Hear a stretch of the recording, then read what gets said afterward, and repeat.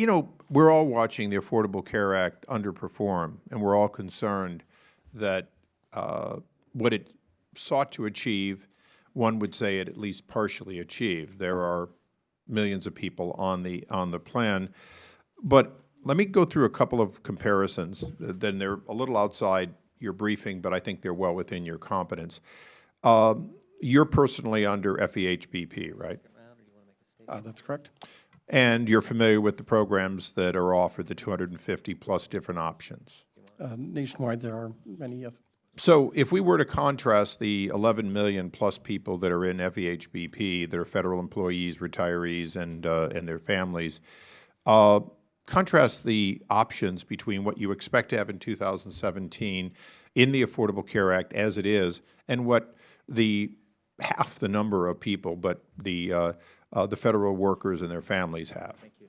Right. About 8 million people covered through the Federal Employees Program, as you mentioned, nationwide, over 200 plans offered.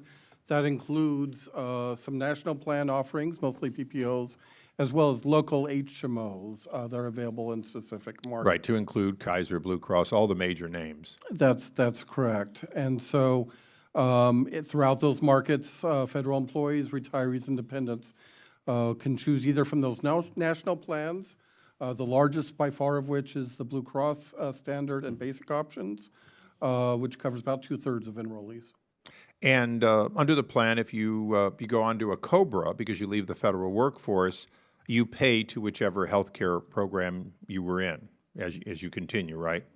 COBRA would have continuation coverage paying with individual paying the full premium, a small admission. Right, which means at least in some cases, the healthcare providers accept a check from an individual.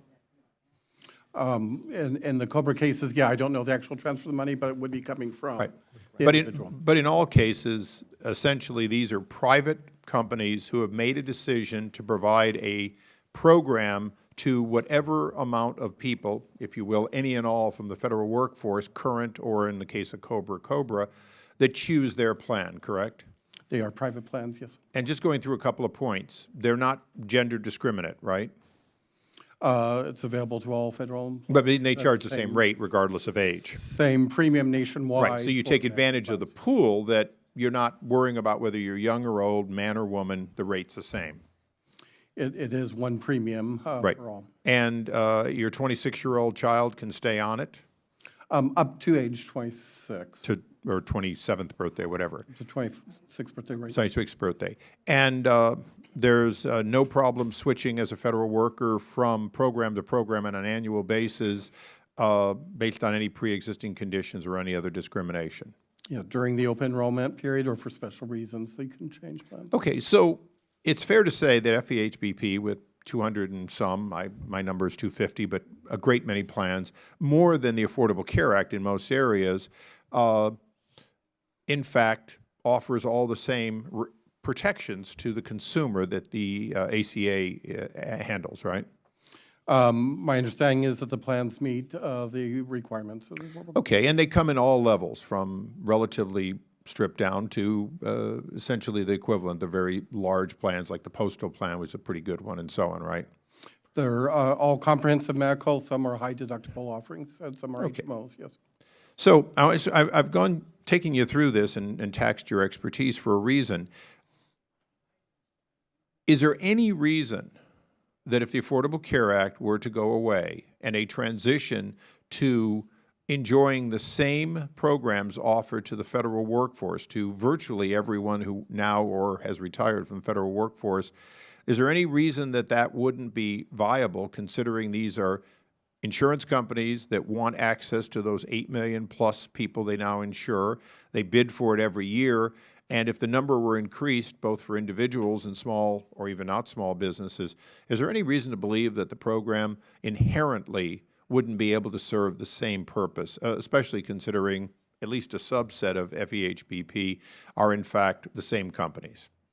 Yeah, GAO has not kind of evaluated expanding the federal employees program to other plans or offerings. It is an employer-based plan based on the group of federal employees, retirees, and that's kind of important for that risk pool, as there's not risk adjustment, other issues, and so. Well, there is risk adjustment because they bid annually based on the risk, right? It's based on their experience, yes, but not, if different plans end up with different risks, that's. Right. Well, I mean, if over time the federal workforce gets older, sicker, whatever, they adjust. Yes, it would be based on that plan's experience. Okay, so last question, if I may, Chairman. You know, it was not considered originally, but they are private programs. There are more plans. It enjoys all of the same protections of the Affordable Care Act.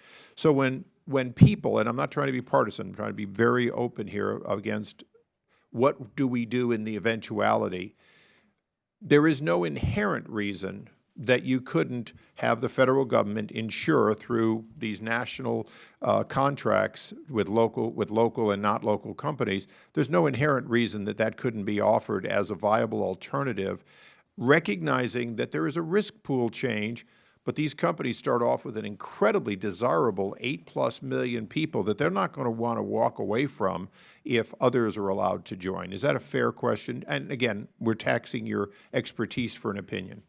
It's certainly a fair question. We've not evaluated kind of what the effects could be, either for new entrants to that or for the existing federal employees program.